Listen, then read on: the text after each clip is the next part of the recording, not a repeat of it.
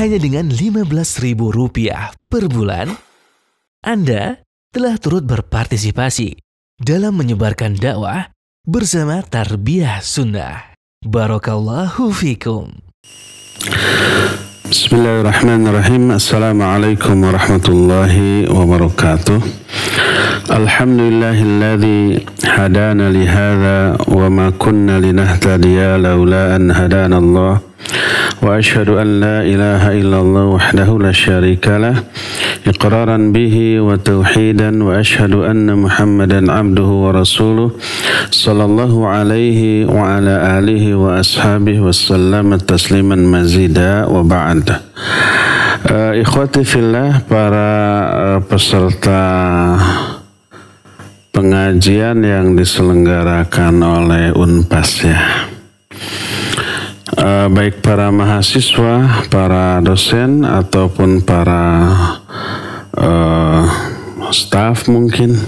Alhamdulillah siang hari ini kita berjumpa dalam sebuah kajian tematik yang menarik, yaitu tentang isi dari kitab Ta'limul Muta'allim, sebuah kitab yang luar biasa baik, bagus, yang di dalamnya berisi tuntunan panduan di dalam menuntut ilmu, terutama ilmu syar'i, ilmu tentang syariat Islam ini, ilmu tentang wahyu Allah Azza wa Jalla ini.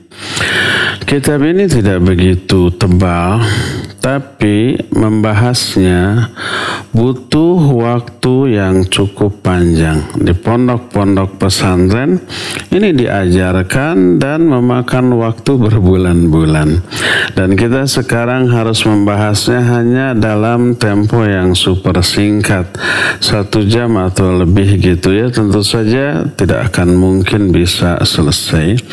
Akan tetapi yang harus kita tekankan di sini adalah bahwa apa yang diterangkan di dalam kitab ini merupakan fondasi bagi setiap tulabul ilm, bagi setiap pencari ilmu, fondasi yang harus disiapkan untuk membangun sebuah bangunan yang seluruhnya berkaitan dengan ilmu, bangunan amal, bangunan apalagi yang menyangkut tentang interaksi dengan sesama manusia dalam bentuk mengajar, dalam bentuk belajar, dalam bentuk dakwah, dalam bentuk diskusi, termasuk muamalah duniawi.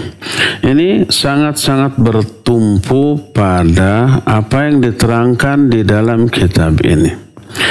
Saking banyaknya poin yang harus diterangkan dalam kitab ini, sekali lagi tidak mungkin kita membahas semuanya. Cuma saya akan menekankan 2 hal saja di dalam kesempatan yang super terbatas ini. Pertama, sebagai stimulan, sebagai bahasa Arabnya tasji', sebagai motivasi. Diterangkan di dalam kitab ini tentang keutamaan ilmu terlebih dahulu. Di antara hal yang menyebabkan orang terdorong untuk menggali ilmu, untuk mencari ilmu adalah karena kandungan ilmu yang kata orang Sunda pikabitaan, menggiurkan. Sebuah iming-iming yang membuat kita menjadi kabita, menjadi tergiur, menjadi tertarik, menjadi termotivasi untuk memperoleh ilmu ini. Apa saja keutamaan ilmu tersebut? Banyak. Pertama diantaranya adalah ilmu merupakan tanda bahwa Allah menginginkan kebaikan bagi orang tersebut. Kalau Allah menghendaki kebaikan bagi seseorang, salah satu caranya itu diberinya ilmu, pemahaman tentang agama ini. Sebagaimana sabda Rasulullah SAW, Dalam hadis yang sahih diriwayatkan oleh Imam Al-Bukhari. Dalam kitab Sahih Bukhari beliau menyatakan, "May yuridillahu bihi khairan yufaqihu fiddin." Siapa orang yang dikehendaki kebaikan oleh Allah. Maknanya siapa orang yang Allah hendak atau ingin memberikan kebaikan kepada orang itu, yufaqihu fiddin, Allah akan menjadikan orang itu faham tentang agamanya. Sehingga berkata Imam Ibnu Qayyim rahimahullahu ta'ala ketika menerangkan hadis ini, kata beliau, malam yatafaqqah fiddin, siapa orang yang tidak berupaya belajar memahami agama ini, malas, haroream, tidak tertarik, tidak termotivasi untuk memahami dan belajar agama ini, maka ini pertanda Allah tidak menginginkan kebaikan bagi orang tersebut. Sehingga dijauhkanlah orang ini dari majelis ilmu, dari kesempatan untuk belajar, memahami ilmu dan seterusnya. Berdasarkan hal itulah maka orang yang memiliki semangat yang besar untuk belajar ilmu, orang tersebut adalah orang yang dikehendaki oleh Allah untuk memperoleh kebaikan, baik kebaikan lahir ataupun batin, dunia ataupun akhirat, individu ataupun untuk keluarga dan masyarakat sekitar. Dari ilmu yang difahami ini nanti lahir berbagai macam kebaikan. Dari ilmu lahir ketakwaan, keimanan. Dari ilmu lahir ibadah. Dari ilmu lahir akhlak yang mulia. Dari ilmu lahir dakwah, lahir mengajar. Dan itu menebar kebaikan ke banyak orang. Makanya tanda bahwa Allah menghendaki kebaikan pada diri seseorang, diberilah orang itu ilmu. Ilmu tentang syariat. Difahamkan orang itu tentang agama Islam. Dimudahkan untuk memahami agama Islam. Diberi motivasi dan semangat yang besar untuk belajar ilmu. Dipertemukan dengan guru, dengan ustadz yang mampu membimbing dia dengan bimbingan yang bagus sehingga mudah bagi dia memahami ilmu, akhirnya faham tentang ilmu ini. Inilah yang pertama. Keutamaan ilmu yang pertama adalah bahwa ilmu merupakan pertanda Allah menginginkan kebaikan kepada orang tersebut.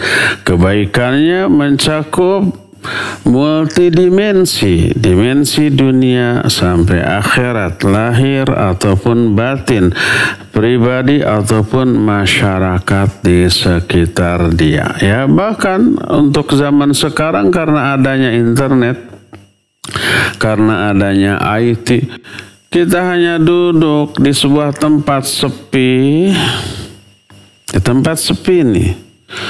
Tapi ngomong bisa terdengar ke seluruh dunia, ya. Inilah poin yang pertama. Poin yang kedua, para peserta Zoom pengajian Prodi Manajemen Bisnis Fakultas Ekonomi dan Bisnis Unpas, ya, Universitas Pasundan Bandung. Keutamaan yang kedua,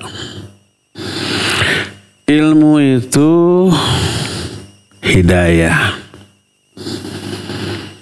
Hidayah ini ada dua jenis. Ini dijelaskan oleh para ulama. Imam Ibnu Qayyim, Imam Ibnu Katsir rahimahumullahu ta'ala menerangkan dua jenis hidayah. Hidayah pertama disebut hidayatul irsyad wad dilalah. Irsyad itu artinya bimbingan, dilalah itu petunjuk.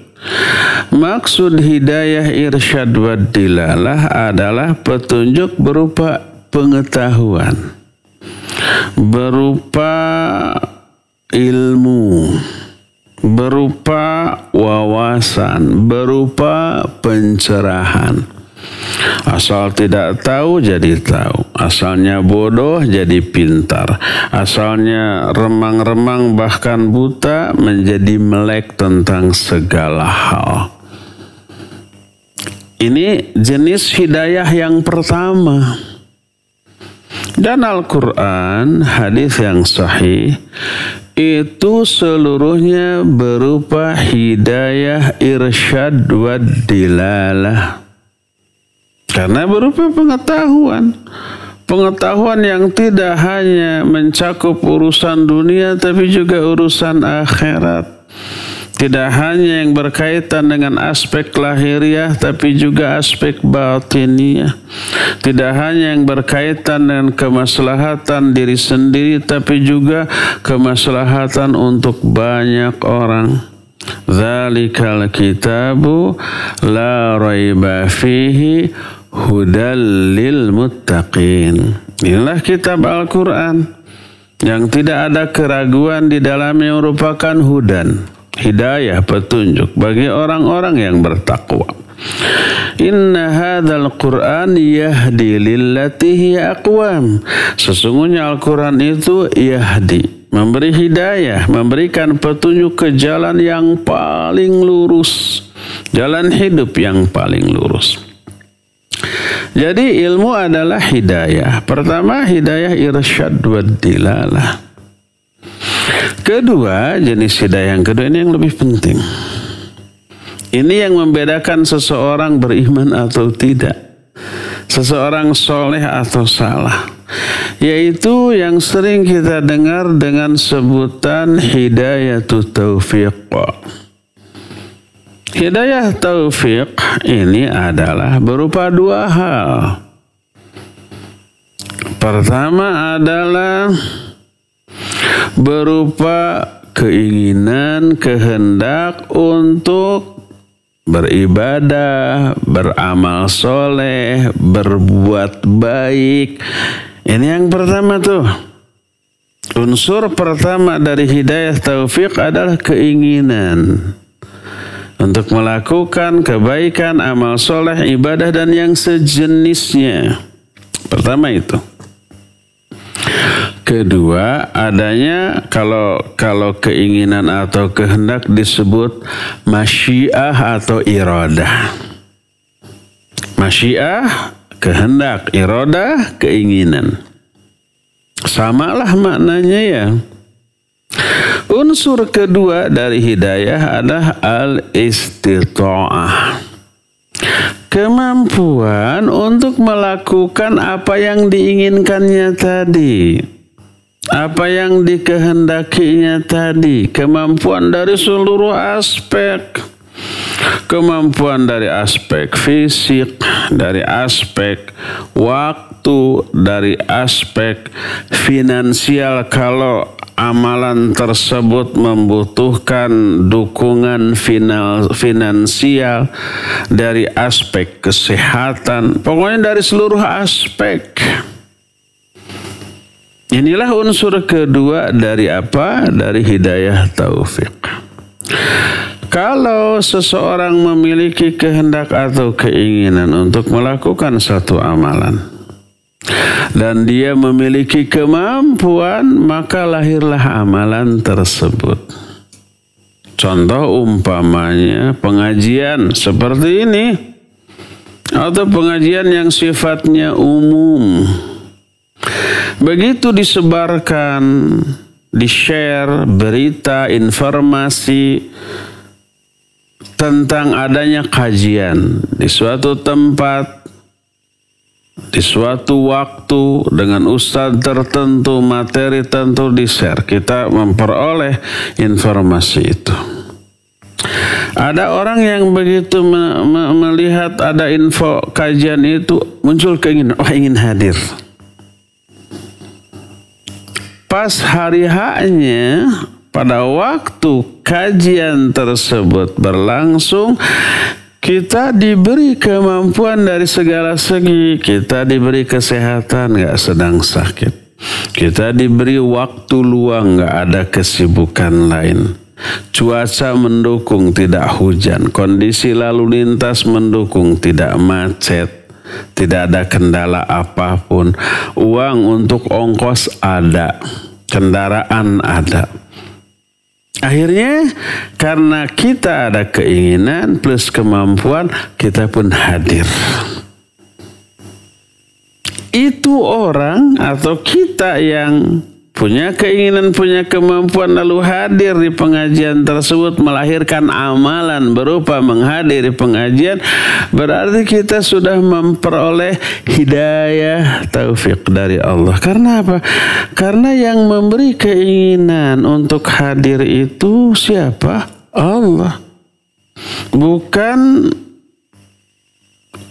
usaha ikhtiar kita untuk apa memunculkan keinginan untuk hadir, enggak. Yang lain begitu melihat ada undangan informasi kajian, enggak tertarik, enggak mau hadir, mungkin karena faktor materinya yang kurang menarik, mungkin karena faktor tempatnya yang kejauhan atau tidak menarik, mungkin faktor ustadznya yang kurang menarik, dan seterusnya. Akhirnya nggak ada keinginan. Kenapa kita ingin, yang lain nggak ingin? Dari mana keinginan itu muncul? Keinginan itu muncul dikasih oleh Allah. Yang memberikan keinginan kita, ada yang memberikan keinginan pada diri kita, itu Allah, bukan hasil ikhtiar kita. Kita nggak pernah begitu muncul ada informasi kajian lalu kita berusaha, saya ingin memunculkan keinginan untuk hadir di majelis tersebut dalam hati saya. Enggak, ujug-ujug aja muncul. Yang lain ujug-ujug nggak mau. Kalau kita ujug-ujug mau. Dari mana kehendak dan keinginan itu? Allah yang kasih. Atas siapa? Allah. Dalam Al-Quran menyatakan, di antara dalam surah At-Takwir ayat yang terakhir, Allah menyatakan, wa ma tasha'una illa ayyasha Allahu Rabbul Alamin.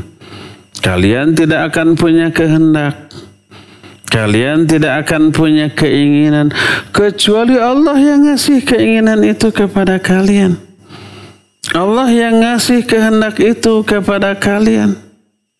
Jadi kalau kita punya kehendak untuk apapun, berbuat baik, berbuat amal soleh, berbuat ibadah, itu Allah yang kasih. Begitulah cara Allah memberi hidayah taufik kepada kita. Kemampuan yang kita miliki untuk mengaplikasikan kehendak itu dari mana? Dari Allah. Walaupun ada orang begitu, ada info, wah saya ingin hadir, ada keinginan, tapi nggak bisa. Mungkin karena sakit, atau ada kesibukan yang lain, atau terlalu jauh. Dikasih keinginan, tapi tidak dikasih kemampuan.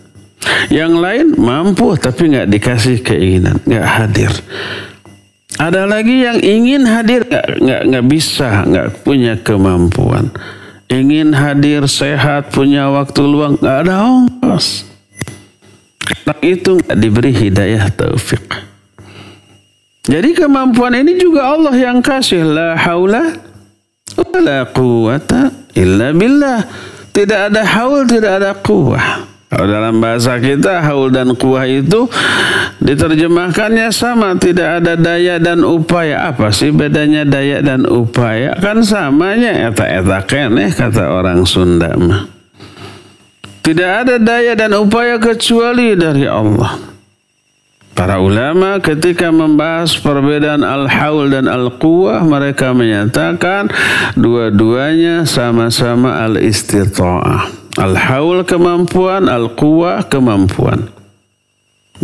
Bisa diterjemahkan kekuatan, sama kemampuan. Bedanya al-haul adalah al-istita'atu li jalbil masalih, wal quwah al-istita'atu li daf'il madar. Kalau al-haul adalah kemampuan untuk meraih semua hal yang manfaat. Kalau al-quwah adalah kemampuan untuk menolak segala hal yang madarat, yang berbahaya, yang merugikan kita. Dua-duanya kan butuh kemampuan untuk meraih hal yang bermanfaat, menolak hal yang madarat. Itu dua-duanya istita'ah. Semua itu dari Allah. La haula wa la quwata illa billah. Yang memberi kesehatan kepada kita Allah, yang memberi waktu luang kepada kita Allah, yang memberi finansial, kemampuan finansial kepada kita Allah, dan seterusnya. La haula wa la quwata illa billah. Jadi hidayah taufik adalah pemberian Allah berupa dua hal. Pertama, kemauan, keinginan, kehendak untuk melakukan sebuah amalan. Kedua, kemampuan untuk melakukan amalan tersebut. Itulah caranya Allah memberi hidayah taufik. Siapa saja orang yang akan diberi hidayah taufik oleh Allah? Salah satunya adalah orang yang mempelajari ilmu. Makanya ilmu adalah pengundang turunnya hidayah taufik.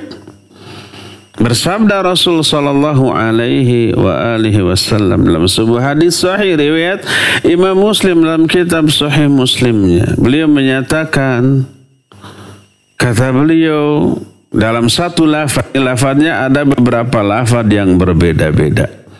Dalam satu lafadz beliau menyatakan, man salaka tariqan yaltamisu fihi ilman sahalallahu lahu bihi tariqan ilal jannah. Siapa orang yang menelusuri suatu jalan. Dalam lafaz lain, man kharaja min baitihi yaltamisu fihi ilman. Siapa orang yang keluar dari rumahnya untuk mencari ilmu, maka Allah akan mudahkan bagi orang tersebut jalan menuju surga. Allah akan mudahkan. Apa maknanya? Para ulama ketika menerangkan hadis ini, di antara Syekh Al-Utsaimin rahmatullahi alam Kitabul Ilmi menerangkan bahwa yang dimaksud sahalallahu lahu bihi tariqan ilal jannah, Allah akan mudahkan bagi orang itu jalan menuju surga. Maknanya Allah akan kasih hidayah, akan Allah berikan taufik untuk beriman dan beramal soleh karena ikhtiar dia mencari ilmu. Dengan iman dan amal soleh itu dia dimudahkan oleh Allah untuk melangkah menuju surga. Dari sinilah para ulama menyatakan bahwa ilmu itu adalah hidayah. Baik hidayah irsyad wa dilalah maupun hidayah taufik. Ada kalanya orang memperoleh satu jenis hidayah saja, dia tahu ilmunya, teorinya, tapi nggak diamalkan. Dia memperoleh hidayah irsyad wa dilalah, tapi nggak dapat hidayah taufik.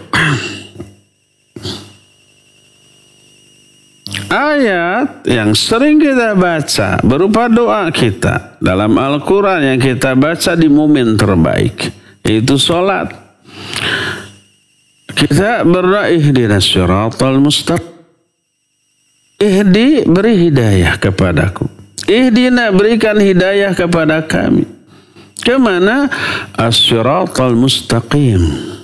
Hidayah di sini tunjuki kami ke jalan yang lurus tanpa kata sambung. Tidak ihdina ila siratil mustaqim, tidak, tapi langsung ihdina siratal mustaqim tanpa ila, tanpa adanya kata sambung ila alias ke. Apa maknanya? Maknanya jalan yang dimaksud, tunjukkan kepada kami ke jalan yang lurus, jalan hidup, bukan jalan real, jalan tol, jalan ini, jalan itu, tapi jalan hidup. Ihdinas siratal mustaqim. Beri hidayah kepada kami ke jalan hidup yang lurus.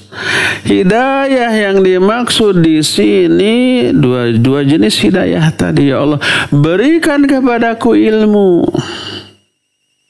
Ilmu penjelasan, penerangan, pencerahan tentang bagaimana jalan yang lurus dari kehidupan ini, sekaligus beri kami hidayah taufik untuk mengamalkannya. Sebab banyak orang yang belajar ilmu agama bukan untuk diamalkan, dan nyatanya tidak diamalkan banyak. Sekedar menganggap agama Islam sebagai sebuah disiplin ilmu, bukan sebuah agama yang wajib diyakini, wajib diamalkan, wajib didakwahkan. Banyak hanya mengambil Islam sebagai hidayah irsyad wad dilalah semata-mata, tapi tidak menjadikan Islam sebagai hidayah taufik yang harus diyakini, diamalkan, dan disebarkan. Sama dengan para Islam muluh. Orang yang menganggap Islam hanya sebagai salah satu disiplin ilmu, cabang ilmu. Tidak untuk diyakini, tidak untuk diamalkan. Sama dengan sikap para orientalis di barat. Orang-orang barat banyak mempelajari tentang kebiasaan orang-orang timur, termasuk budaya, termasuk agama, karena mereka menganggap agama ini bagian dari budaya. Karena orang-orang kafir di barat menganggap agama ini produk olah fikir, olah rasa manusia, orang-orang Asia, orang-orang timur, gitu tuh. Makanya mereka juga mempelajari Islam dengan kekafirannya, tentu saja tetap kafir. Mereka belajar Quran, mereka belajar hadis, mereka belajar syariat, ada yang hafal Quran dan seterusnya, tapi tetap kafir. Para orientalis seperti itu. Sebagai orang kafir yang mempelajari agama Islam, tentu saja sentimen akidah, sentimen perbedaan keyakinan main di sana. Pemahaman mereka tentang Islam tentu saja jauh berbeda dengan pemahaman yang sebenarnya yang dikehendaki atau yang dijelaskan oleh para ulama, ya. Nah, jadi dari sini kita mengetahui bahwa ilmu itu hidayah. Dua-duanya hidayah irsyad wad dilalah dan juga hidayah taufiq. Ilmu termasuk salah satu penyebab turunnya hidayah taufik dari Allah Subhanahu wa ta'ala. Inilah keutamaan ilmu yang kedua. Dan sebenarnya banyak ya keutamaan ilmu yang lainnya, tapi kita ingin lebih fokus kepada adab ketika mencari ilmu. Sebab ta'limul muta'alim lebih berbicara kepada adab yang harus diperhatikan oleh para pencari ilmu. 2 poin saja cukup dari keutamaan ilmu. Keutamaan yang lainnya ada puluhan ya, tapi tidak sempat untuk kita bahas. Nah, sekarang masuk kepada poin kedua. Bagaimana caranya agar ilmu yang kita pelajari bisa menjadi sumber kebaikan bagi kita dan bisa menjadi hidayah taufik bagi kita. Sebab banyak orang belajar Islam tapi amalannya, ucapannya ngaco banyak. Dia bergelar mungkin sampai doktor bahkan profesor di bidang syariat Islam, tapi kok omongannya lebih cenderung memojokkan Islam dan kaum muslimin, lebih cenderung hatinya kepada orang-orang kafir. Banyak itu. Bagaimana caranya agar tidak demikian? Dan kenapa orang itu begitu?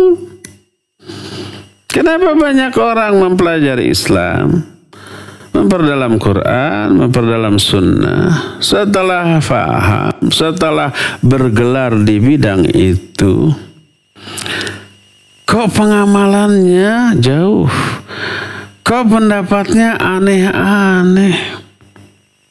Nah, itu karena banyak adab yang tidak diperhatikan ketika belajar tentang agama ini, tentang Islam ini. Adab apa saja yang harus kita lihat, yang harus kita perhatikan? Pertama, ini yang terpenting. Niat yang ikhlas ketika belajar agama ini karena Allah Subhanahu wa ta'ala. Niat yang benar ketika mempelajari agama, mempelajari ilmu itu menjadikan ilmu yang diraih itu tidak ada tandingnya.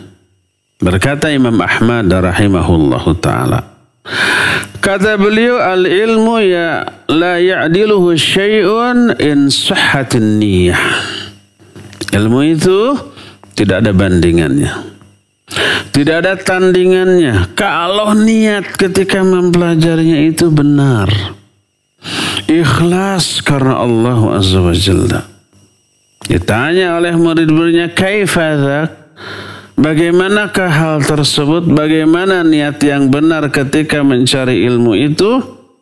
Beliau menjawab, yanwi raf'al jahli an nafsihi wa an ghairi. Dia meniatkan mencari ilmu untuk menghilangkan kebodohan dari dirinya dan dari diri orang lain. Karena kebodohan adalah penyakit. Penyakit yang melahirkan syubhat dan syahwat. Itu berpokok pangkal pada kebodohan. Obatnya apa? Ilmu. Dia hilangkan penyakit yang ada dalam dirinya berupa kebodohan dengan ilmu, dan juga dari diri orang lain dengan cara didakwahkan, diajarkan kepada banyak orang. Ini salah satu di antara niat yang bagus ketika mencari ilmu. Niat yang ikhlas dan tulus dalam mencari ilmu itu adalah meniatkan mencari ilmu untuk memperoleh apa-apa yang ada di sisi Allah. Seperti apa? Jelas ridhonya, rahmatnya, mahabbah atau cinta Allah, pahalanya, dan seterusnya. Bukan meniatkan mencari ilmu, meraih apa-apa yang ada di tangan manusia. Pujiannya, sanjungannya, apresiasinya, likesnya, jempolnya, atau uang jabatan, atau popularitas, ataupun pangkat, atau kekuasaan, atau yang sejenisnya. Bukan. Innamal a'malu binniyat wa innamal likulli imri'in ma nawa. Semua amal bergantung pada niat, dan setiap orang hanya memperoleh balasan sesuai dengan apa yang diniatkannya. Niatkan mencari ilmu ini lillah. Hanya ingin memperoleh apa yang ada di sisi Allah Azza wa Jalla, bukan memperoleh apa yang ada di tangan manusia atau kepentingan dunia. Ini gini ya karakter dunia ya. Karakter dunia ini, apapun bentuknya, uang, kekayaan, jabatan, popularitas, pangkat, kekuasaan, atau sanjungan manusia, atau yang lain, dunia pokoknya.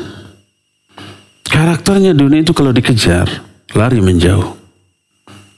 Kalau oleh kita dicuekkan, kita nggak memiliki kepentingan apa-apa terhadap dunia, kita ingin akhirat, itu dunia mengejar kita. Kata siapa? Itu isyarat dari beberapa sabda Rasul sallallahu alaihi wasallam. Di antaranya ini sebuah hadis yang diriwayatkan Imam Ibnu Majah dalam kitab Sunannya. Juga Imam Al-Hakim dalam kitab Al-Mustadraknya. Dan kata Imam Al-Hakim hadis ini sanadnya sahih. Kemudian disepakati oleh Imam Az-Zahabi tentang pensahihan Al-Hakim terhadap hadis ini. Berkata Nabi SAW dari Ibnu Umar radhiyallahu anhuma, man ja'alal humuma hamman wahida hamma akhiratihi kafahu Allahu hamma dunyahu.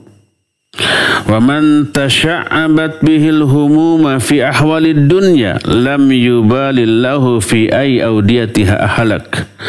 Kata Nabi alaihi salatu wasallam, siapa orang yang menjadikan semua cita-cita hidupnya menjadi satu cita-cita, satu keinginan. Keinginan apa? Hamma akhiratihi, yaitu cita-cita akhirat. Semua yang dia miliki di dunia ditujukan untuk memperoleh kebahagiaan di akhirat. Kafahullahu hamma dunyahu. Allah akan cukupkan bagi orang itu seluruh kebutuhan dunianya. Dicukupkan. Kalau semua ditujukan untuk meraih kebahagiaan akhirat. Sebaliknya nih, siapa orang yang mencerai-beraikan semua cita-citanya untuk kepentingan dunia. Maknanya mencerai-beraikan itu adalah memiliki banyak keinginan terhadap kelezatan dunia. Dari aspek harta, dia ingin memiliki sebanyak mungkin harta, uangnya banyak, mobilnya mewah dan juga lebih dari satu, rumahnya juga mentereng, tanahnya di mana-mana, jabatannya tinggi, pangkat kekuasaan, istrinya cantik, anak-anaknya semuanya sehat dan berprestasi di bidang duniawi. Dia memiliki perusahaan ini, usaha itu dan seterusnya. Memiliki banyak keinginan dalam kehidupan dunia. Jadi semuanya usaha itu, untuk dunia. Dan lebih konyolnya lagi, nggak apa-apa ya saya bilang konyol, meniatkan amalan akhirat untuk kepentingan dunia. Ada nggak? Ada banyak. Banyak orang rajin tahajud. Kenapa kamu rajin tahajud? Biar karirnya lancar, biar kalau dagang laris, biar saya kan sudah lama jomblo, biar bisa sesegera mungkin dapat jodoh. Tahajud diniatkan untuk itu. Kamu kok rajin amat saumnya, kenapa? Ya habis saya belum dapat jodoh saja. Siapa tahu dengan saum ini Allah melancarkan jodoh saya. Rugi terus saya kalau bisnis ini. Siapa tahu dengan saum ini menjadi beruntung. Untuk dunia. Kamu kok rajin zikir, mewiridkan ini sekian ribu kali, biar apa? Ini saya punya hutang, biar segera lunas hutangnya. Dan seterusnya. Amalan akhirat, tahajud, saum, wirid, zikir, baca Al-Quran, semua itu amalan akhirat. Tapi diniatkan untuk apa? Untuk dunia. Ya bahaya tuh ya. Kata Rasul sallallahu alaihi wasallam, man tasya'abat bihil humuma fi ahwalid dunya. Siapa orang yang semua cita-citanya itu dia pecah belah atau dia menjadikan beragam cita-cita untuk kepentingan dunia, lam yubalillahu fi ay audiyatiha halak. Allah enggak peduli lagi di lembah mana dia ini akan binasa. Ada hadis lain yang lebih menukik. Yang lebih menukik maknanya lebih mengena gitu ya. Nanti saya akan kisahkan sebuah kisah yang luar biasa menariknya. Tapi saya ingin sebutkan satu hadis ini saja, bahwa Nabi alaihi salatu wassalam menyatakan, ya, man kanatid dunya hammahu farraqallahu amrahu wa ja'ala al-faqra baina aynayhi wa lam ya'tihi dunya illa ma kutibalah. Siapa orang yang menjadikan dunia sebagai cita-citanya, termasuk dalam hal mencari ilmu, ditujukan untuk bisa bahagia dunia aja, akhirat nggak kepikiran. Jadi man kanat ad-dunya hammahu, siapa orang yang menjadikan dunia sebagai cita-citanya, farraqallahu amrahu, Allah akan pecah belah urusannya. Syarah dari hadis ini, Allah akan semrawutkan semua urusannya. Dia akan dibingungkan dengan banyak urusan dunia, stres, depresi dia.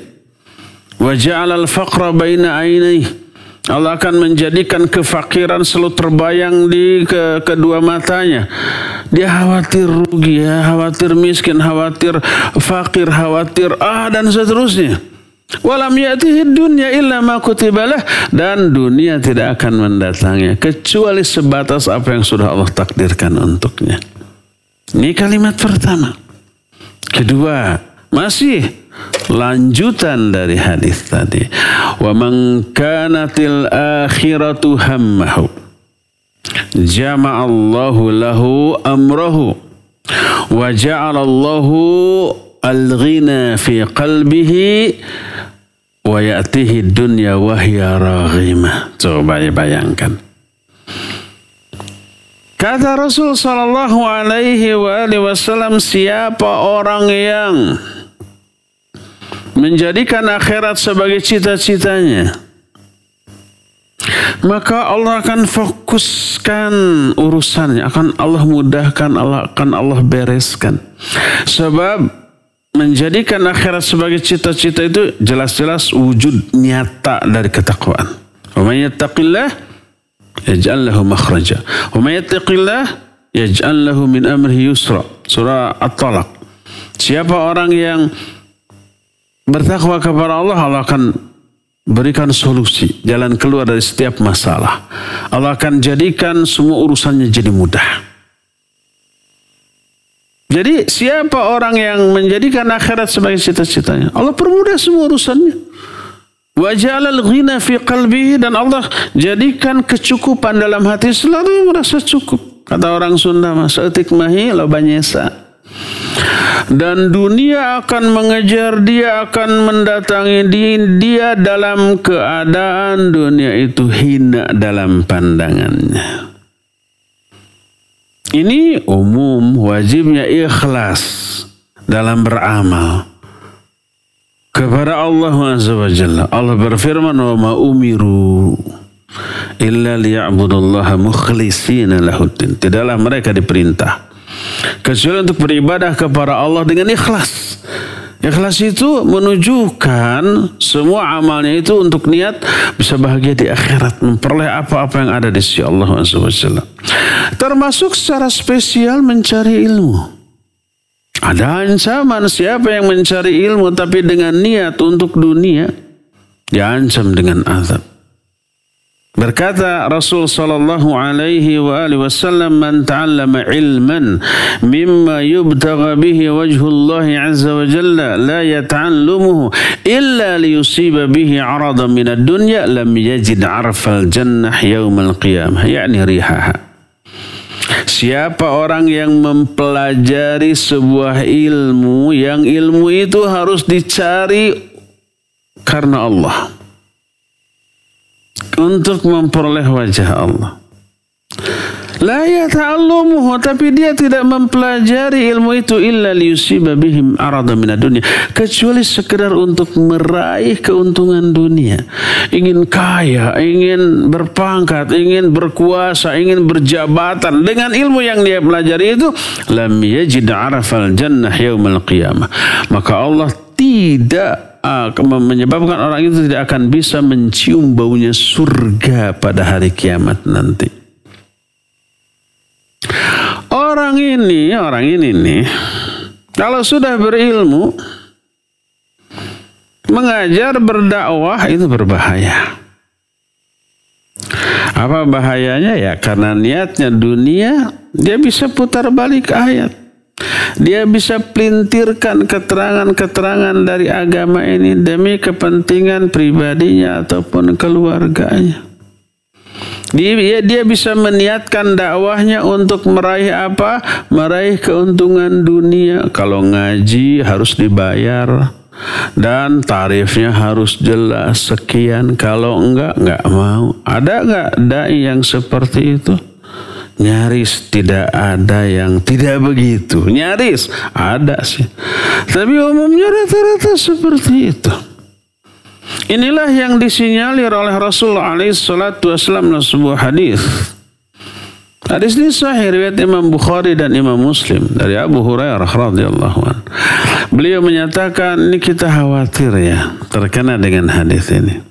Adik-adik yang sekarang masih mahasiswa, yang sedang mencari ilmu, mungkin di antaranya ada yang jurusan agama, kelak menjadi dai, menjadi ustaz. Hati-hati termasuk ke dalam apa yang disinyalir dalam hadis yang sahih ini.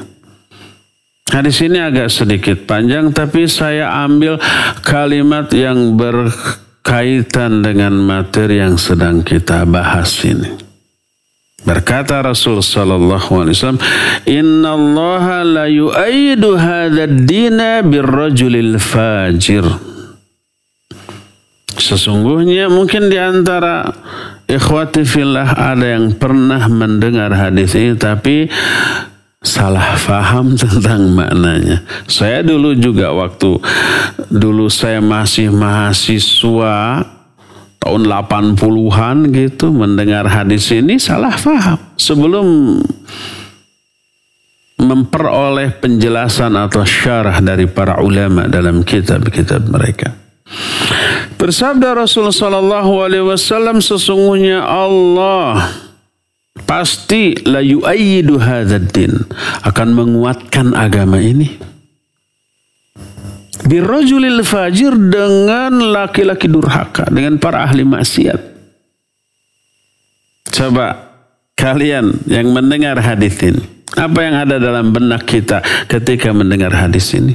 Saya pertama kali mendengar hadis ini ketika muda tahun 80-an.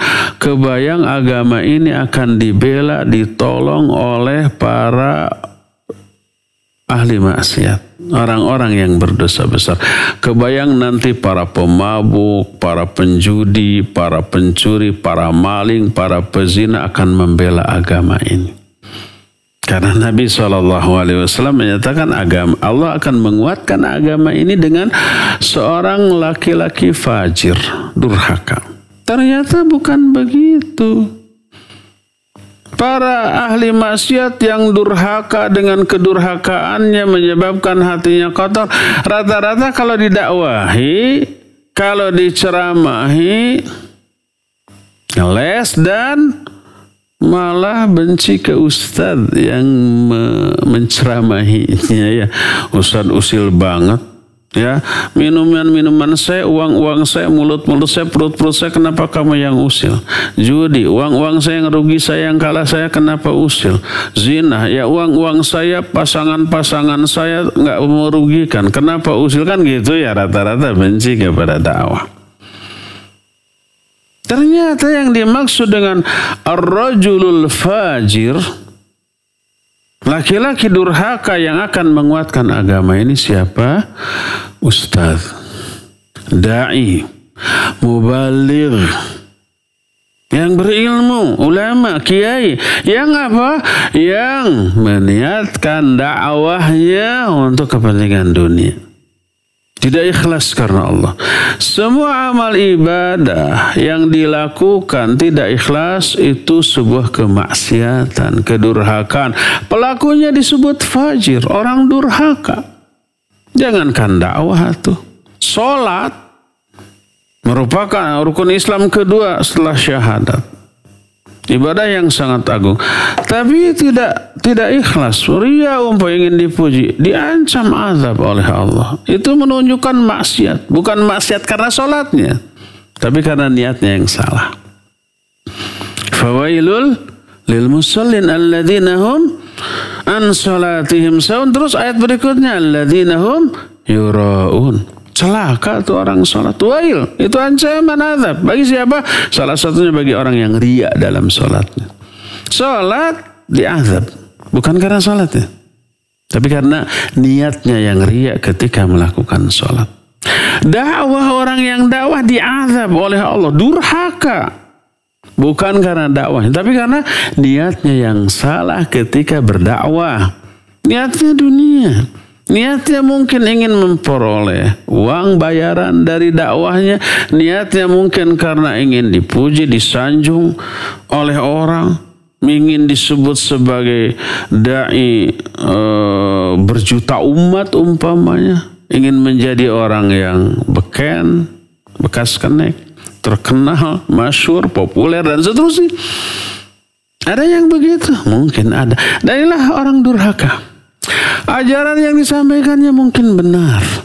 Quran, sunnah, penjelasannya tidak ada yang melenceng.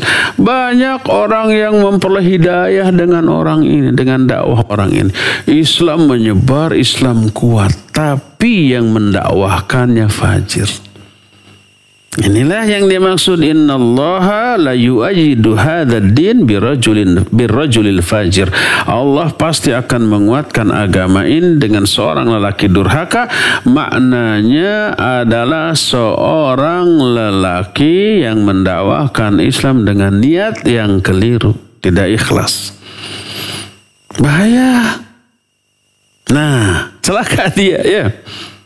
Walaupun ada manfaat untuk umat, ya ada manfaat, tapi dia durhaka. Malah Imam Abu Ya'la mengumpamakan begini, coba bayangkan. Wa mathalu man ta'allama al-ilma liktisabid dunya war raf'ah fiha kaman rafa'al udhrah bimil'aqati min al-yaqut fama ashrafal wasilah wa ma akhsal mutawassil ilaih. Perumpamaan orang yang belajar ilmu untuk meraih keuntungan dunia, untuk meraih kedudukan, tak ubahnya seperti orang yang mengangkat, menciduk itu kotoran dengan milakah, dengan sendok yang terbuat dari mutiara. Betapa mulianya alat dan betapa hinanya yang diciduk oleh alat itu kotoran, ngambil kotoran dengan sendok. Itu perumpamaan bagi orang yang belajar ilmu, mengajarkan ilmu secara tidak ikhlas untuk meraih keuntungan dunia. Ilmunya yang menjadi alat untuk meraih dunia itu begitu mulia, begitu agung, begitu mahal ilmunya. Tapi yang akan diraih oleh ilmu itu dunia, yang oleh Nabi SAW diumpamakan, digambarkan seperti bangkai binatang yang sudah mati. Bangkai mah pasti sudah matinya. Nabi SAW kan suatu saat dengan para sahabatnya sedang berjalan menemukan ada seekor anak kambing yang sudah mati dan si daun telinganya rumpung gitu, putus, digiwing-giwing. Kata Nabi SAW, siapa di antara kalian yang mau membeli ini dengan harga 2 dirham? Kata para sahabat, tidak ya Rasulullah, 1 dirham. Enggak mau. Gratis. Ya Rasulullah, in kana hayyan kana lahu aib. Wahai Rasulullah, kalau dia itu masih hidup, dia punya aib. Apalagi sudah mati, enggak ada orang yang mau. Jadi hina, enggak ada yang mau. Walaupun gratis, karena enggak bisa dimakan, enggak bisa dijual. Yang ada hanya nambah kerjaan aja untuk dibuang, dikubur gitu ya.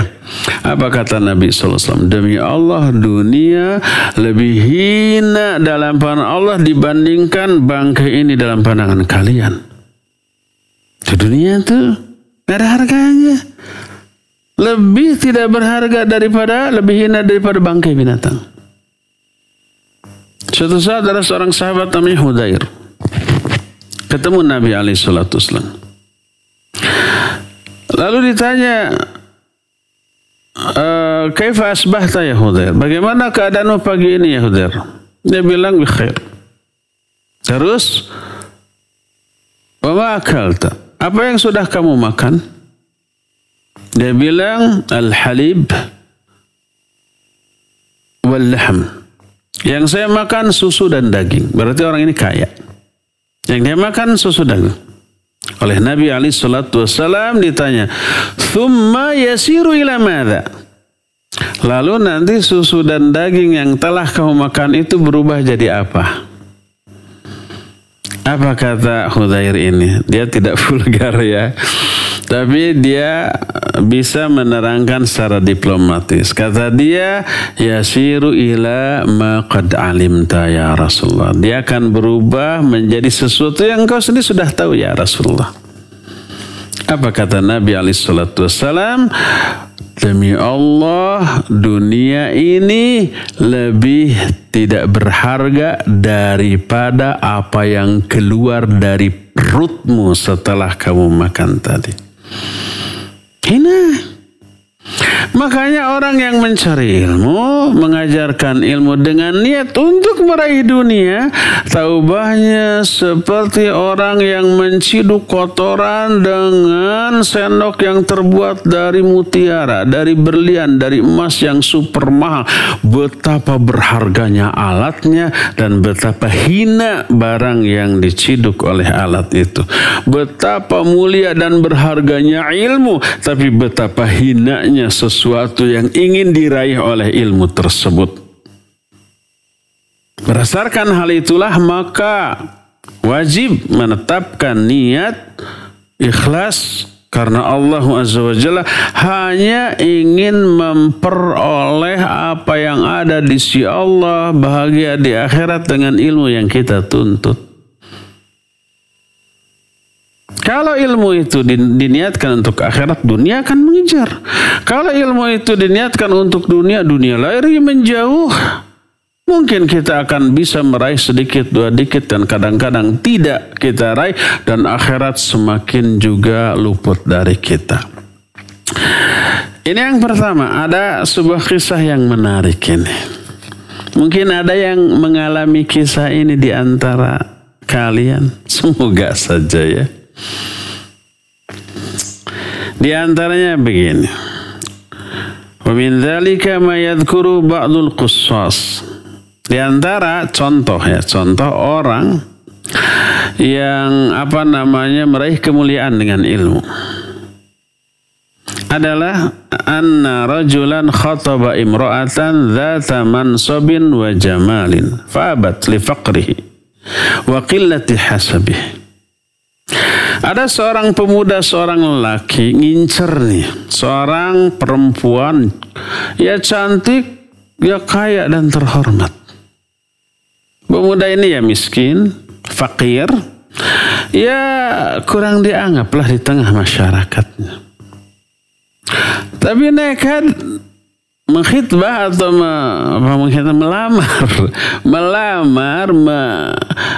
melamar seorang perempuan ya cantik, ya kaya, terhormat.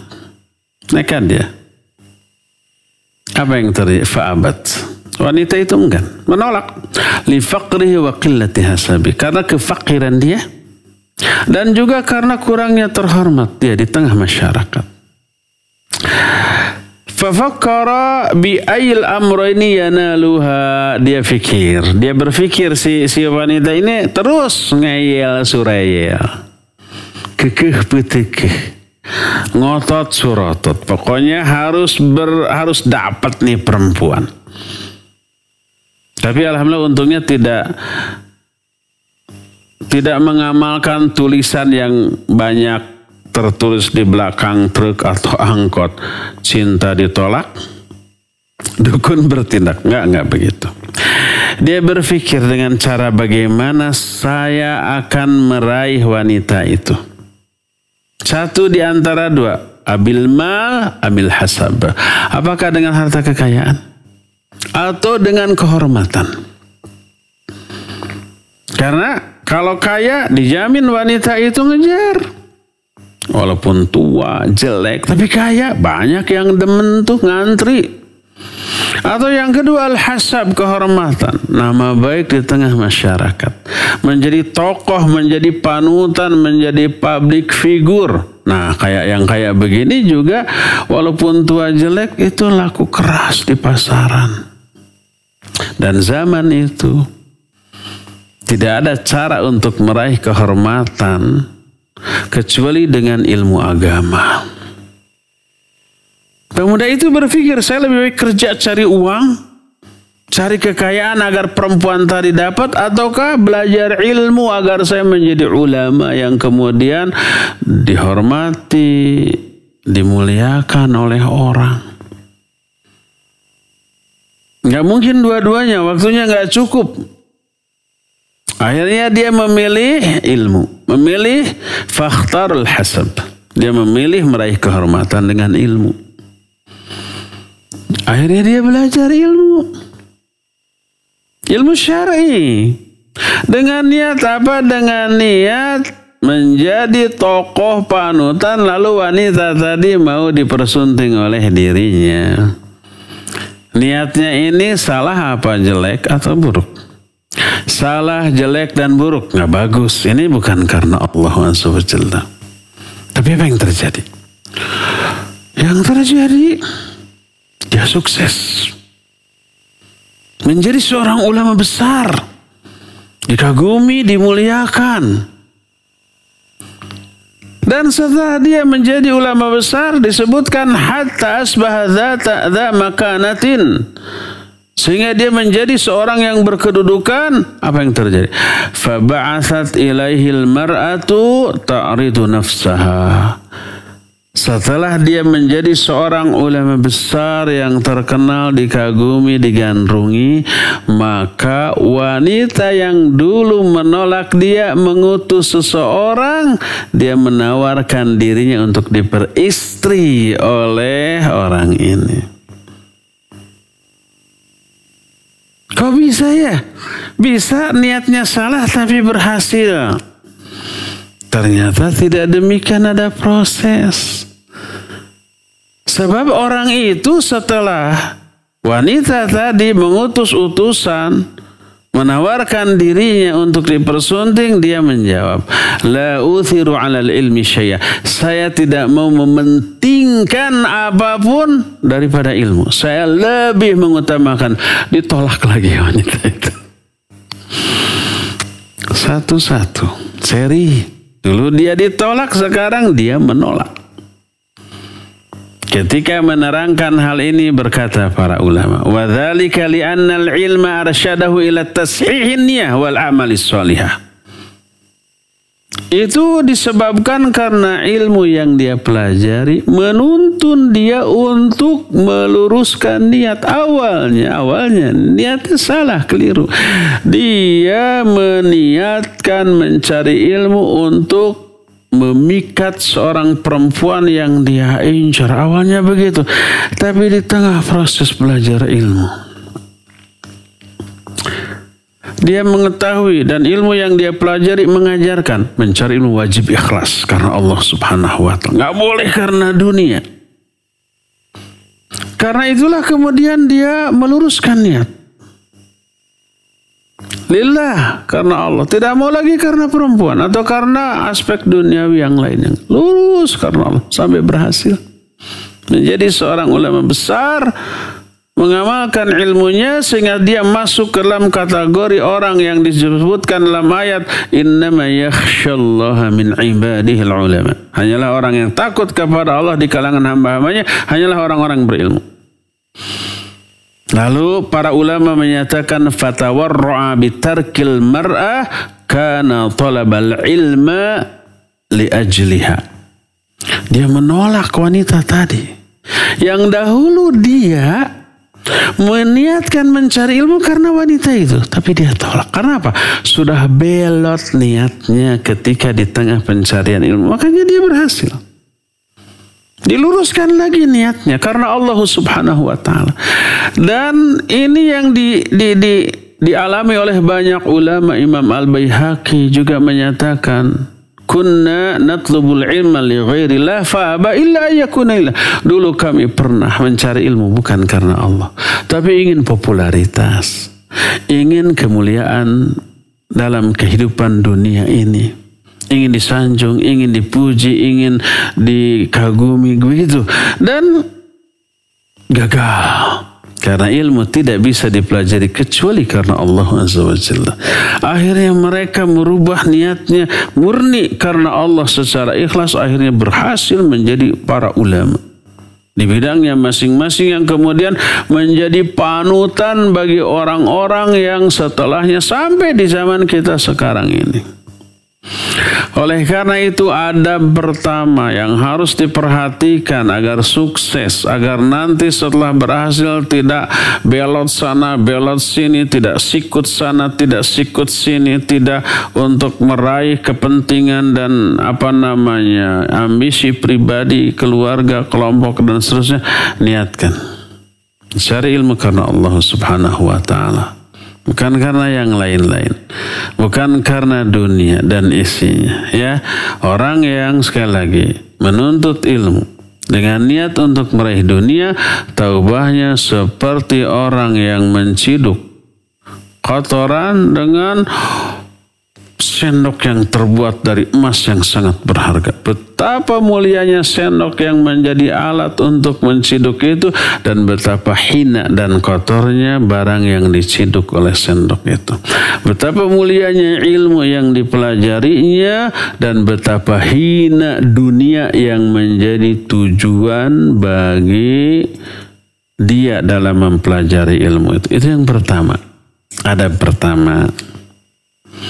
Adab yang keduanya, nah ini juga tidak kalah pentingnya ya. Adab yang kedua ketika mencari ilmu adalah al-amalu bih, mengamalkan ilmu yang sudah difahaminya, yang sedang dipelajarinya, amalkan. Sekali lagi, kita bukan seorang Islamuluh. Bukan seorang yang menganggap Islam hanya sebagai salah satu cabang ilmu, disiplin ilmu. Mempelajari Islam bukan untuk meraih gelar di bidang itu, bukan. Tapi intinya mah untuk diamalkan. Dan inilah inti dari belajar ilmu, untuk diamalkan. Berkata Imam Sufyan Ats-Tsauri rahimahullahu ta'ala, kata beliau, innama yuta'allamul ilmu liyuttaqallahu bihi. Hanyalah ilmu itu dipelajari agar orang tersebut bisa bertakwa kepada Allah dengan ilmu tersebut.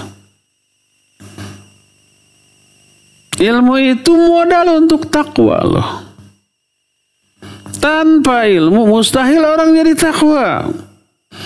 Dan takwa tidak bisa diraih kecuali dengan ilmu. Berkata Abu Darda radhiyallahu an, kata beliau, la takunu taqiyan hatta takuna aliman. Kamu ini tidak akan mungkin bisa menjadi orang yang bertakwa sebelum kamu berilmu. Ini menunjukkan takwa diraih dengan ilmu. Kok bisa? Apa nggak mungkin orang bodoh menjadi orang bertakwa? Mustahil. Kenapa bisa? Kenapa ilmu takwa itu harus diraih hanya dengan ilmu? Kalau orang bodoh nggak bisa bertakwa.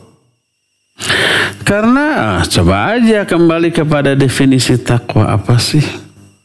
Intinya nih, definisi takwa itu beragam penjelasannya dari kalangan para ulama, tapi itu hanya khilaful lafzi nafsul makna.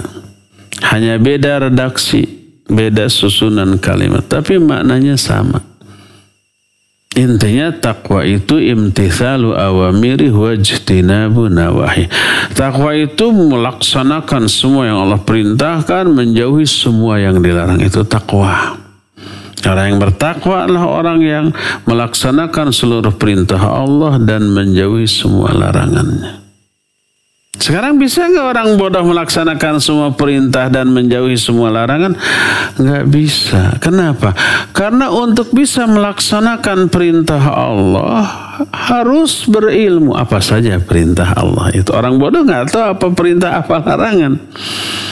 Pertama, harus tahu apa saja yang Allah perintahkan. Kedua, harus berilmu bagaimana caranya melaksanakan perintah itu dengan pelaksanaan yang berkualitas. Contoh sholat. Untuk bisa melakukan sholat yang berkualitas, yang ikhlas, yang khusyuk, yang mutaba'ah, mengikuti contoh dari Rasul SAW, bisa nggak tanpa ilmu? Nggak bisa.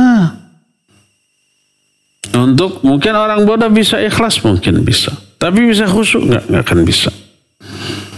Untuk bisa khusyuk harus faham makna dari apa yang dibaca dalam sholat. Ketika sholat, mulut mengucapkan Bismillahirrahmanirrahim. Hati, pikiran kita menghayati maknanya dengan menyebut nama Allah yang Maha Pengasih lagi Maha Penyayang. Kata mulut, Alhamdulillahi Rabbil Alamin. Kata hati, kata pikiran, segala puji bagi Allah penguasa semesta alam. Terus sinergi antara pikiran, mulut, hati, sinergi dalam menghayati, memahami apa yang dibaca. Maka hati, pikiran gak ada waktu untuk berpikir masalah di luar sholat. Fokus kepada bacaan. Bayangkan kalau orang bodoh, gak berilmu, gak tahu apa arti dari yang dia baca. Ketika mulut mengucapkan Bismillahirrahmanirrahim, gak tahu artinya. Bagaimana hati, pikiran bisa menghayati? Mau mengikuti, menghayati nggak tahu artinya. Akhirnya pikirannya cari kesibukan sendiri. Ingat kepada urusan dunia, ingat ke perkuliahan, ingat ke perkara di rumah, ingat ke hutang, ingat ke segala macam urusan dunia yang tadinya tidak diingat di luar sholat, di dalam sholat. Semuanya menjadi berdatangan. Kacau, melamun, masuk ke dalam kategori fawailul lil musallin alladzina hum an salatihim sahun. Ngelamun dia di dalam salatnya. Bagaimana orang itu bisa takwa? Karena salatnya tidak khusyuk, makanya sebelum salat dia tukang ibul, tukang gibah, tukang mencela orang. Setelah salatnya nggak ada perubahan. Padahal salat, inna salata tanha anil fahsyai wal munkar. Bisa mencegah dari semua perbuatan keji dan munkar. Ini masalah salat tetap keji dan munkar, nggak ada perubahan karena salatnya nggak berkualitas, karena kurangnya ilmu. Maka nggak bisa khusyuk. Jelas, tanpa ketakwaan, tanpa ilmu, ketakwaan nggak bisa diraih. Karena semua perintah Allah untuk melaksanakannya butuh ilmu tentang amal yang sedang dilaksanakannya agar benar dan berkualitas. Tidak hanya benar, tapi berkualitas juga. Makanya Abu Darda menyatakan, la takunu taqiyan hatta takuna amilan. Kamu nggak bisa menjadi orang bertakwa sebelum kamu berilmu. Jadi ilmu ini setelah dipelajari harus menjadi bekal untuk meraih ketakwaan. Dengan cara apa? Diyakini dan diamalkan, diaplikasikan dalam kehidupan. Baru dia itu mencapai buah dari ilmu, itu amal. Maka agar ilmu yang kita raih menjadi ilmu yang barokah, amalkan ilmu tersebut. Setelah meniatkan secara tulus dan ikhlas, amalkan ilmu itu, aplikasikan dalam kehidupan keseharian, maka insya Allah ilmu tersebut akan sesuai dengan fungsi dari yang kita jelaskan di awal. Ilmu itu akan menjadi sumber kebaikan bagi para pemiliknya.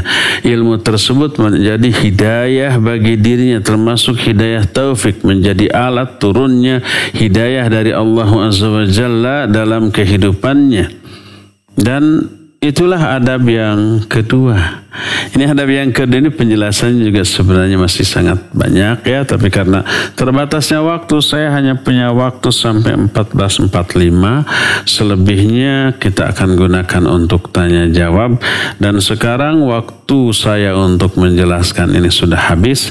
Sekarang kita masuki sesi tanya jawab, dan saya kembalikan kepada host yang entah siapa dari entah di mana untuk mengatur sesi tanya jawab dengan para peserta ini. Wa sallallahu ala nabiyina Muhammadin wa ala alihi wa ashabihi wasallam. Silakan.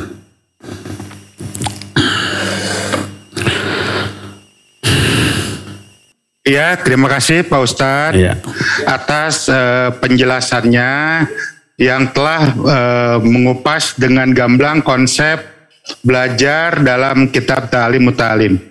Namun tentunya antara pemaparan Pak Ustadz dengan pemahaman yang terbentuk di dalam diri mahasiswa tentang belajar selama ini masih ada yang perlu dipertanyakan. Sebagai moderator, dengan sukacita saya mempersilahkan kepada mahasiswa untuk bertanya apabila ada yang ingin diketahui lebih jauh tentang materi konsep belajar dalam kitab Ta'lim Muta'alim. Saya juga mohon dibantu oleh MC Ibu Rini untuk mengatur lalu lintas pertanyaan yang dilontarkan oleh mahasiswa kepada Ustadz Abu Haidar Asundawi. Mangga Ibu Rini.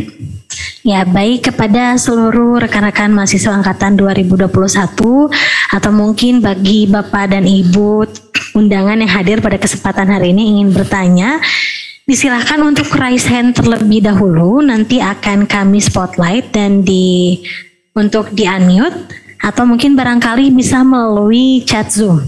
Disilahkan bagi yang ingin bertanya untuk raise hand terlebih dahulu, atau bisa menggunakan chat Zoom.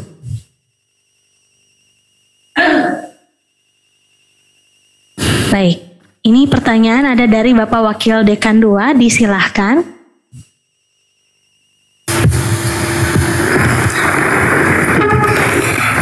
Baik, terima kasih Pak Bu Rini, Pak Ahmad. Assalamualaikum warahmatullahi wabarakatuh. Waalaikumsalam. Waalaikumsalam warahmatullahi wabarakatuh. Semoga Pak Ustadz Abu Haidar sehat selalu, Pak Ustadz. Amin. Saya senang mendengarkan ceramah Pak Ustadz, baik itu di YouTube channel, di Tarbiyah Sunnah, ataupun di Roja. Alhamdulillah, semoga sehat selalu. Amin. Menuntut ilmu, saya ingin bertanya dua hal. Yang pertama, saya pernah mendengarkan bahwa ketika kita sedang menuntut ilmu, seperti misalnya di Majelis Taklim, kemudian sudah waktunya sholat, maka sholat itu bisa ditunda dan sampai berakhirnya menuntut ilmu. Kalau tidak salah, begitu yang saya dapatkan. Mudah-mudahan pertanyaan itu tidak salah. Tidak salah. Nah, kalaulah itu bisa ditunda, pertanyaannya adalah selanjutnya itu adalah apakah jenis ilmunya itu khusus ilmu menuntut ilmu untuk ilmu syar'i atau agama, atau bisa untuk menuntut ilmu umum, misalnya ilmu manajemen, hukum dan sebagainya. Itu yang pertama. Yang kedua, bahwa di dalam menuntut ilmu ini adalah kita untuk bisa mengetahui mana yang benar, mana yang salah, mana yang diperbolehkan, mana yang tidak diperbolehkan, dan sebagainya. Nah, ketika kita sudah mengetahui dari ilmu ini bahwa itu adalah boleh, itu adalah tidak boleh, benar dan salah, kadang-kadang karena kebiasaan kita melaksanakan, misalnya seharusnya itu tidak boleh, tetapi kebiasaan kita memperbolehkan, kebiasaan kita selalu melaksanakan. Nah, ini yang menjadikan berat bagi saya khususnya, untuk yang biasanya tidak diperbolehkan itu biasa dilaksanakan, sekarang tidak bisa untuk dilaksanakan. Nah, ini apalagi ketika berhadapan dengan pendapat boleh tidaknya itu, ketika para ustadz ataupun ulama berbeda pendapat. Nah, ini bagaimana kita harus menyikapinya, termasuk ketika kita juga bisa untuk melaksanakan bahwa itu yang tidak diperbolehkan itu, tetapi lingkungan yang tidak mendukung. Untuk itu mungkin saya minta pendapat dari Pak Ustadz. Terima kasih. Mohon maaf apabila pertanyaan ini tidak berkenan ataupun salah. Bila hidayah, wassalamualaikum warahmatullahi wabarakatuh. Waalaikumsalam warahmatullahi wabarakatuh. Baik, langsung saya jawab apa ditampung pertanyaannya dulu? Langkung, kumaha Pak Ustadz? Langsung aja, suka lupa saya kalau ditunda ya. Dan kebiasaan saya kalau sudah lupa itu suka nggak inget. Baik, Pak Wakil Dekan, barakallahu fiik. Ada 2 pertanyaan. Pertanyaan pertama, boleh nggak menunda sholat fardu, sholat wajib demi ilmu? Apakah ada riwayatnya? Benar ada riwayatnya. Ibnu Abbas radhiyallahu anhu setelah Nabi SAW tidak ada, sudah meninggal, beliau mengajar ba'da zuhur, berceramah terus sampai datang waktu asar. Lalu dilanjutkan khutbahnya atau pidatonya atau pelajarannya sampai hampir nyaris maghrib. Orang-orang kemudian berteriak asar, asar, asar. Ibnu Abbas bukan tidak tahu, Ibnu Abbas bukan tidak dengar, tahu dan mendengar, tapi beliau lebih faham syariat. Beliau menyatakan atu'allimunani anis sunnah. Murid-muridnya itu kalangan tabi'in. Mereka tabi'in ini nggak berjumpa dengan Nabi SAW. Mereka belajar Islam dari para sahabat. Kalau Ibnu Abbas sahabat, apa kalian akan mengajari aku tentang sunnah? Lalu beliau menyatakan dulu Rasul SAW pernah seusai Jumatan beliau tetap memberikan pengajaran sampai asar dilewat, sampai hampir menjelang maghrib, lalu beliau menghentikan pelajarannya lalu sholat asar bersama-sama hampir menjelang maghrib. Dari sinilah kemudian para ulama rahimahumullahu ta'ala menyatakan hadis ini, riwayat ini menjadi dalil tentang bolehnya menunda sholat fardu demi ilmu. Itu yang pertama ya. Kedua, ilmunya ilmu apa? Ilmunya ilmu syar'i. Semua lafaz ilmu dalam Quran, dalam hadis, termasuk hadis talabul ilmi faridatun ala kulli muslim. Menuntut ilmu itu wajib bagi setiap muslim. Ilmu apa? Ilmu syar'i. Sebab tidaklah Nabi SAW menyebut ilmu dalam hadisnya. Tidaklah Allah menyebut ilmu di dalam kitabnya itu Al-Quran kecuali ilmu syar'i, bukan ilmu-ilmu umum. Salah satunya adalah Nabi SAW menyatakan min asyratis sa'ah ayyaqillal ilmu wa yakthurul jahlu. Di antara tanda-tanda kiamatlah ilmu semakin sedikit, kebodohan semakin merajalela, semakin banyak. Kita lihat dalam realita kehidupan kita, semakin tua usia dunia ini, ilmu sains, teknologi, segala macam itu kan semakin berkembang ya. Ahli ilmu semakin banyak. Tapi kenapa hadis menyatakan bahwa menjelang kiamat ilmu itu akan semakin sedikit, kebodohan akan semakin banyak? Karena yang dimaksud ilmu di sini ilmu syar'i, bukan ilmu dunia. Orang yang faham ilmu syar'i semakin sedikit, baik kuantitas orangnya ataupun kualitas orangnya. Kualitas ilmu orang zaman sekarang tidak bisa menyamai kualitas ilmu ulama zaman dahulu. Demikian juga jumlahnya. Jumlah para ulama sekarang jauh lebih sedikit dibanding ulama-ulama zaman dahulu. Oleh karena itu, talabul ilmi faridatun ala kulli muslim. Mencari ilmu itu wajib bagi setiap muslim. Maksudnya ilmu syar'i, bukan ilmu dunia. Sehingga kalau seseorang bergelar profesor, doktor, insinyur atau sarjana lain, tapi di bidang ilmu umum, saking pinternya, gelarnya lebih panjang daripada namanya. Di awal ada gelar, di akhir ada gelar. Tapi semua itu ilmu dunia. Tapi cara wudhu, cara sholat dia nggak paham. Dia nggak ngerti, nggak pernah belajar. maka dia walaupun bergelar profesor, doktor dan yang lainnya tetap dianggap belum mengamalkan hadis talabul ilmi faridatun ala kulli muslim. Mencari ilmu itu wajib bagi setiap muslim. Karena yang maksud mencari ilmu yang wajib itu adalah ilmu syariat. Ilmu tentang kewajiban dia sebagai seorang hamba kepada Allah sebagai khaliq atau pencipta dirinya. Nah, ilmu itu yang wajib dipelajari. Adapun mempelajari ilmu umum, ilmu dunia, ilmu manajemen, ilmu kedokteran, ilmu ekonomi, maka apakah juga wajib? Para ulama merinci. Diterangkan di dalam hasyiah kitab Mukhtasar Minhajul Qasidin yang disusun oleh Imam Ibnu Qudamah Al-Maqdisi rahimahullah ketika menerangkan hukum mempelajari ilmu dunia. Beliau menyatakan bahwa mempelajari ilmu dunia bergantung dari jenis ilmunya. Kalau ilmu dunia tersebut adalah ilmu yang memang manfaat untuk orang banyak, maslahat, bahkan bisa mengangkat kemuliaan kaum muslimin di mata dunia, di mata orang-orang kafir. Seperti ilmu tentang sains dan teknologi, ilmu kedokteran, ilmu ekonomi.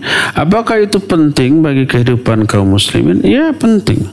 Tanpa ilmu kedokteran, kita nanti nggak bisa mengobati di saat orang sakit. Tanpa ilmu manajemen, kita nggak bisa umpamanya memanage sebuah organisasi, sebuah sistem dan seterusnya secara baik dan seterusnya. Selama itu penting dalam kehidupan manusia dan bermanfaat, mempelajarinya bisa minimal sunnah, bisa maksimalnya fardu kifayah. Berpahala orang yang mempelajarinya dan yang mengajarkannya. Tapi tetap tidak bisa menandingi keutamaan ilmu syar'i. Ilmu tentang tata cara sholat, tata cara saum, tata cara haji umrah, tata cara ibadah-ibadah kepada Allah. Itu mah tidak bisa ditandingi dengan apa? Dengan ilmu-ilmu dunia tadi. Oleh karena itu ilmu dunia tidak ada yang mempelajarinya hukumnya fardu ain, tidak ada. Fardu kifayah mungkin ada, tapi tetap levelnya di bawah itu. Oleh karena itulah maka ilmu-ilmu umum tidak bisa menandingi keutamaan sholat. Maka tidak boleh mengakhirkan sholat ketika sedang belajar tentang ilmu manajemen, ilmu kedokteran, ilmu ekonomi, ilmu hukum dan seterusnya, tidak. Karena kadar kemuliaannya di bawah sholat. Adapun ilmu, mungkin ilmu tauhid. Tauhid lebih utama daripada sholat. Tauhid itu terangkum dalam 2 kalimat syahadat. Dan itu rukun Islam yang pertama. Dan itu inti dari semua rukun iman. Sholat baru di bawahnya. Oleh karena itulah maka kalau yang dipelajari adalah ilmu-ilmu syar'i, terutama ilmu tauhid, ilmu akidah, maka boleh menunda sholat ketika waktu sholat tiba dan pelajaran ini belum selesai. Ya, adapun ilmu selain itu maka tidak boleh mengakhirkan sholat demi mempelajari ilmu-ilmu umum. Begitu adzan stop dahulu, nanti setelah sholat baru dilanjut kembali. Itu yang pertama. Pertanyaan yang kedua, kadang kita mengetahui sesuatu itu terlarang, tidak boleh. Tapi sesuatu yang terlarang ini sudah berurat akal, sudah membudaya, sudah menjadi kebiasaan kita, kebiasaan komunitas kita, masyarakat kita.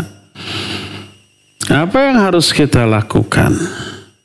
Ya, budaya, adat, kebiasaanlah produk olah rasa, olah fikir manusia. Disebut budaya kan hasil budidaya manusia. Adapun syariat Allah, wahyu Allah, isinya perintah atau larangan. Yang diperintahkan biasa kita tinggalkan. Yang dilarang biasa kita kerjakan. Mana yang harus lebih kita utamakan? Tentu saja wahyu. Tentu saja ketetapan Allah bukan hasil produk akal dan olah rasa manusia, bukan. Tetap.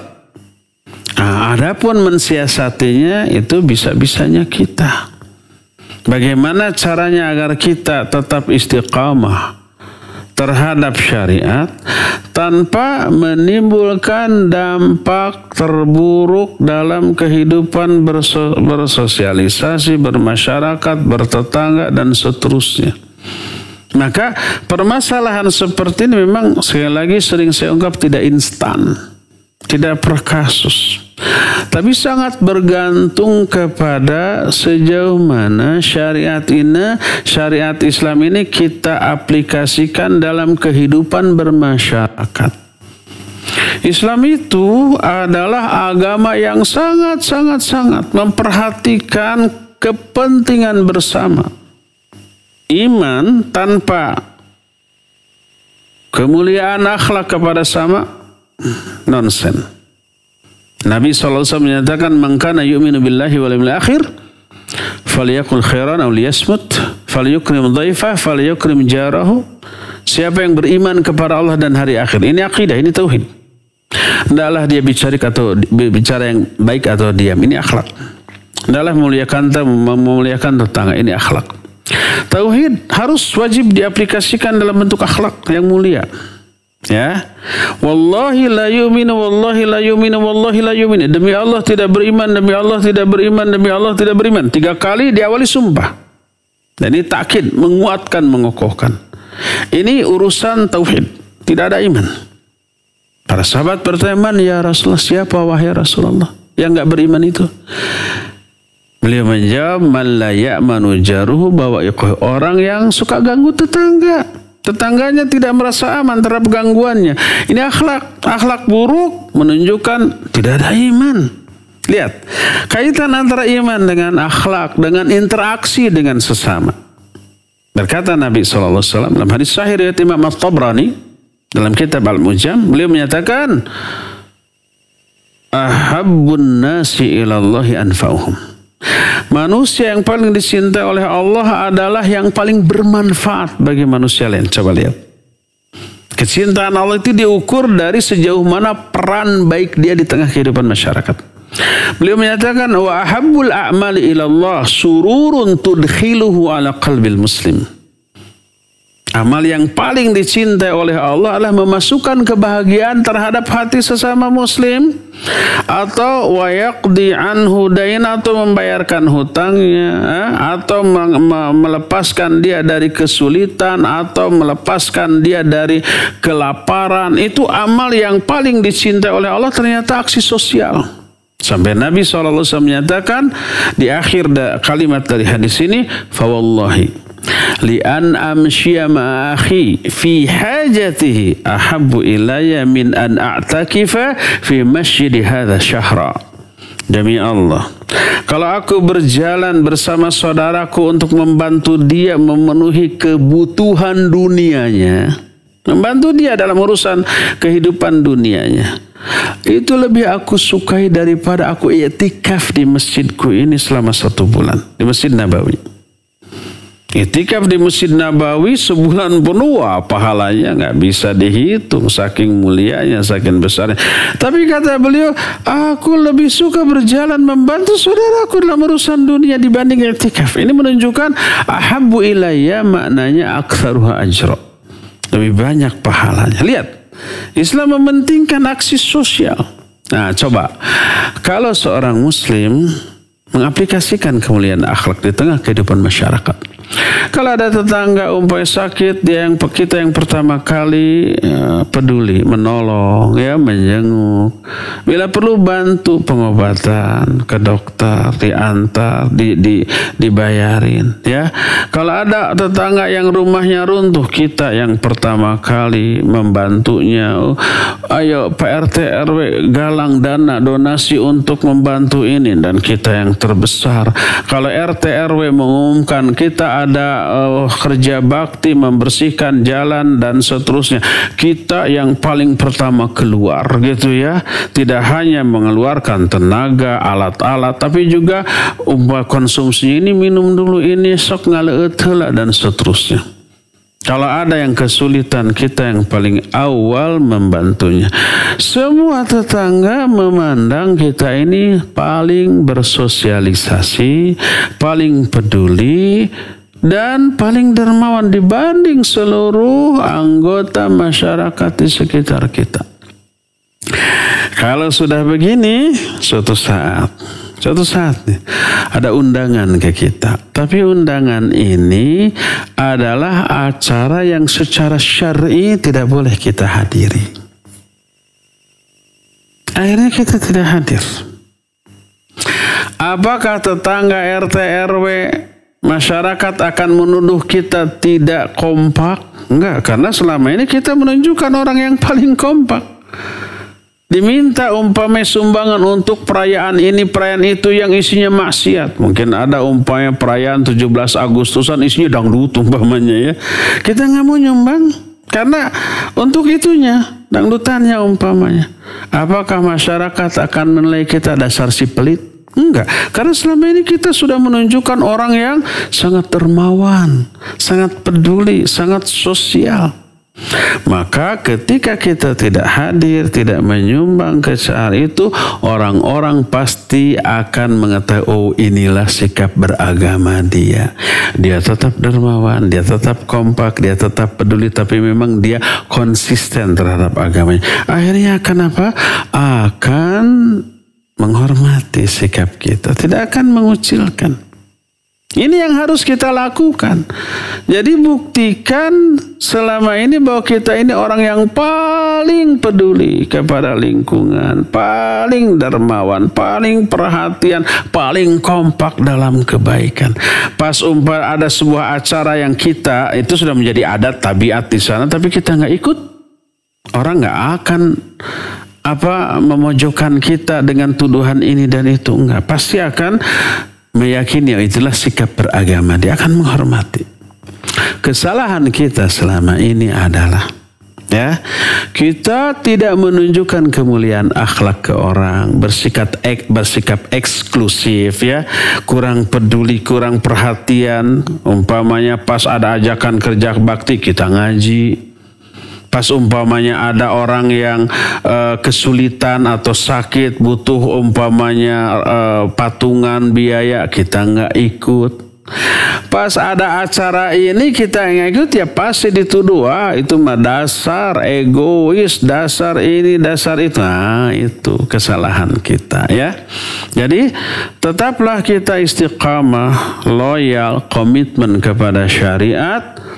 Dan tetaplah kita bersosialisasi, menunjukkan kemuliaan akhlak kepada masyarakat, tetangga di sekitar kita, karena kita adalah bagian dari mereka yang tidak bisa dipisahkan ya. Demikian wallahu a'lam bissawab. Silakan lagi. Tampih Pak Ustadznya. Pak Heru nutos. Ini selanjutnya ada dari mahasiswa Pak. Oh, silakan. Dari mahasiswa ini ada Wita. Boleh silakan di unmute. Assalamualaikum warahmatullahi wabarakatuh. Waalaikumsalam warahmatullahi wabarakatuh. Pak Ustadz, saya ingin bertanya. Tadi kan adab yang harus diperhatikan dalam mencari ilmu itu. Yang pertama, keras Wita, suaranya boleh diulangi. Ya, silakan. Tadi kan adab untuk yang harus diperhatikan dalam mencari ilmu itu yang pertama niat yang ikhlas karena Allah Subhanahu wa Ta'ala.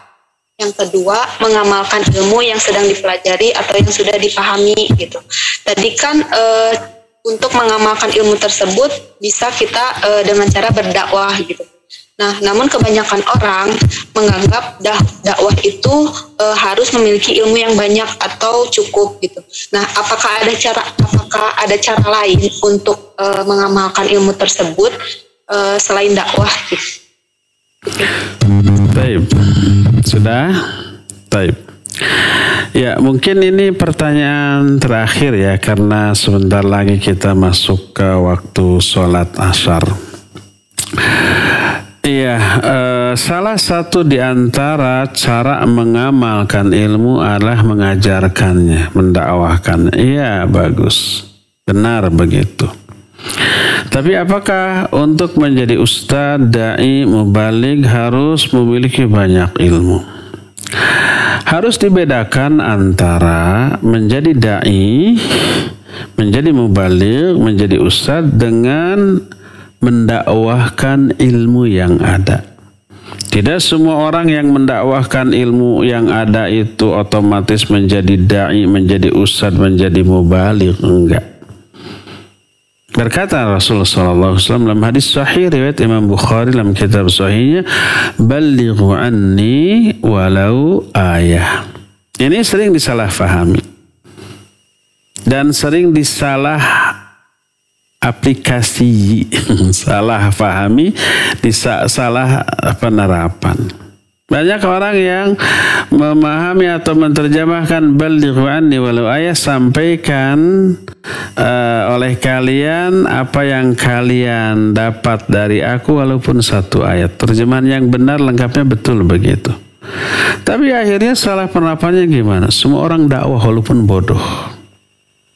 Ini hadisnya. Hadisnya sahih, betul sahih. Tapi dia lupa anninya. Ballighu, sampaikan oleh kalian. Anni dari aku. Bukan hanya hadisnya, tapi penjelasan hadisnya juga harus dari aku. Walaupun satu ayat. Gak boleh menafsirkan ayat dengan kebodohan lalu berhujah dengan ballighu anni walau ayah. Dia hanya bismillahirrahmanirrahim hafal, tahu terjemahannya, tapi dia menafsirkan melebihi kewenangannya, ya nggak boleh. Penjelasannya juga harus dari Rasul Sallallahu Alaihi Wasallam. Minimal dengan ilmu-ilmu pendukung seperti yang dimiliki oleh para ulama, para ahli tafsir tentang ayat umpamanya, ya. Nah, jadi orang yang sudah memahami sebuah ilmu, dia faham, sampaikan sebatas apa yang difahami. Tidak berarti dia menjadi ustadz. Tidak berarti dia menjadi dai yang ceramah kemana-mana. Karena ilmunya terbatas, hanya sebatas itu. Dalam obrolan, sampaikan. Apa yang disampaikan di sini sekarang umpamanya oleh saya. Dan saya menyampaikan ini dari kitab. Terus dicatat, difahami, diputar ulang rekamannya, sampaikan dalam obrolan. Itu dakwah. Dakwah tidak harus ceramah. Dakwah tidak harus mengajar di forum. Dakwah tidak harus tabligh akbar. Tapi menyampaikan, nih tadi saya ngaji begini, isinya begini, catatannya ini, ayatnya ini, hadisnya ini saya bacakan. Itu dakwah, walaupun hanya ke seorang dua orang. Jadi dakwah itu intinya mengajak orang kepada kebaikan. Salah satu dengan cara menyampaikan ilmu agar termotivasi untuk melakukan kebaikan, walaupun hanya ke seorang, kedua orang, hanya dalam obrolan, hanya sambil minum kopi, minum teh, jangan sambil merokok. Nah, itu sampaikan, ya itu dakwah. Nah, tapi apakah itu ceramah? Kalau ceramah formal seperti ini, enggak. Apakah itu tabligh? Secara bahasa ya tabligh, tapi kalau tabligh formal seperti ini, enggak.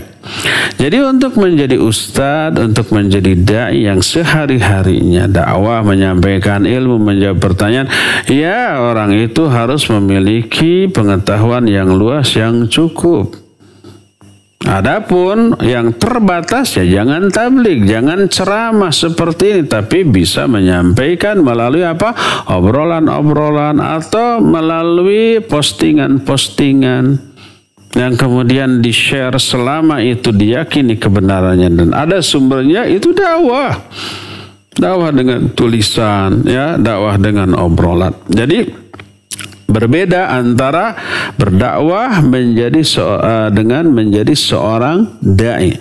Seorang dai, seorang ustaz, seorang mubaligh pasti dakwah dan harus memiliki ilmu yang wawasan yang luas tentang ilmu yang didakwahkan. Adapun berdakwah tidak harus dalam bentuk ceramah dan tidak harus menjadi seorang ustaz, seorang dai, seorang mubaligh, karena berdakwah bisa hanya dengan melalui obrolan, melalui tulisan sebatas yang kita tahu ilmu tentang yang kita sampaikan tersebut. Ya, demikian ya, di sini sudah azan asar. Saya pikir cukup sampai di sini. Semoga Allah Azza wa Jalla suatu saat mempertemukan kita kembali di momen yang jauh lebih baik daripada sekarang ini. Saya mohon maaf apabila ada kekurangan, ada kata yang kurang berkenan. Semoga semua yang baik hanya dari Allah, dan kalau ada kekeliruan, kesalahan, itu murni kesalahan saya yang semoga Allah mengampuni dan memperbaikinya di masa yang akan datang.